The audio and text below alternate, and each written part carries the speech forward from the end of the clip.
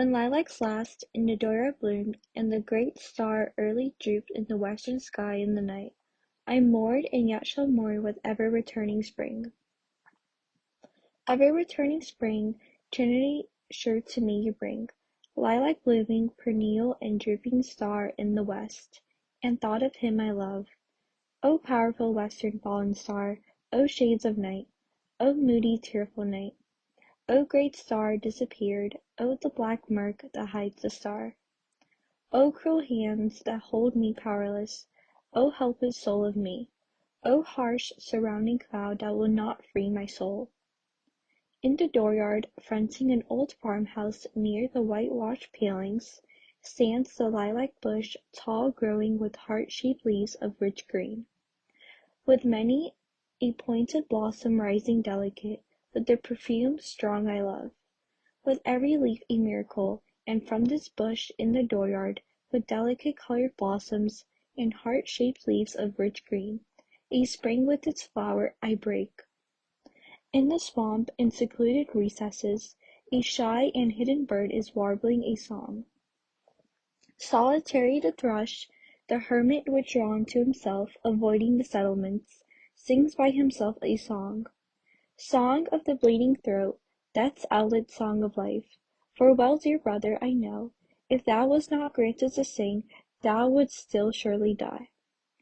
Over the breast of the spring, the land, amid cities, amid lanes, and through old woods, where lately the violets peeped from the ground, spotting the grey debris. Amid the grass, in the fields each side of the lanes, passing the endless grass, passing the yellow-speared wheat, every grain from its shroud in the dark brown fields uprisen, passing the apple tree blows of white and pink the orchids, carrying a corpse to where it shall rest in the grave, night and day journeys a coffin. Coffin that passes through lanes and streets, through day and night, with great cloud darkening the land, with the pomp of the enfluid flags, with the cities draped in black, with the show of the states themselves as of crape-veiled women standing, with processions long and winding,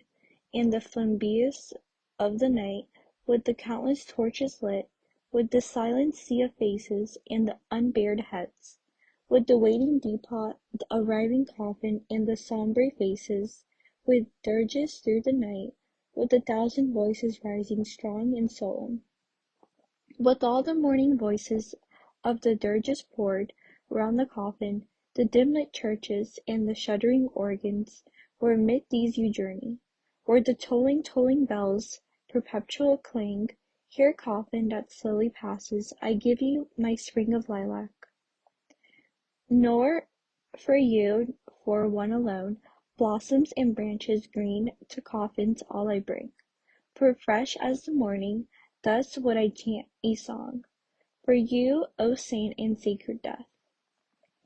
All for the bouquets of roses, O death, I cover you over the roses and early lilies, but mostly, and now the lilac that blooms the first, copious I break the springs from the bushes, with loaded arms I come, pouring for you and coffins all of you, O death.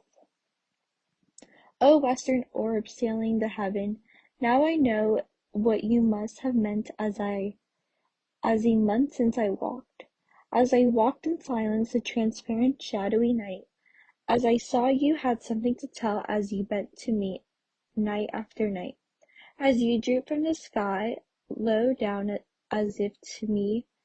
my side, while the other stars all looked on, as we wandered together the solemn night, for something I know not what kept me from sleep. As the night advanced, and I saw on the rim of the west how full you were of woe, as I stood on the rising ground in the breeze, in the cool transparent night, as I watched where you passed and was lost in the netherward black of the night, as my soul in its trouble dissatisfied sank, as were you sad orb, concluded dropped in the night and was gone. Sing on there in the swamp, a singer bashful and tender, I hear your notes, I hear your call, I come presently, I understand you, But a moment I linger, for the lustrous star has detained me, the star my departing comrade holds and detains me. Oh, how shall I warble myself for the death one there I loved, and how shall I deck my song for the large sweet soul that has gone? And what shall my perfume be for the grave of him I love? Sea winds blow from east and west, blown from the eastern sea and blown from the western sea, till they're on the prairies meeting. These and with these in the beneath of my chant, I'll perfume the grave of him I love.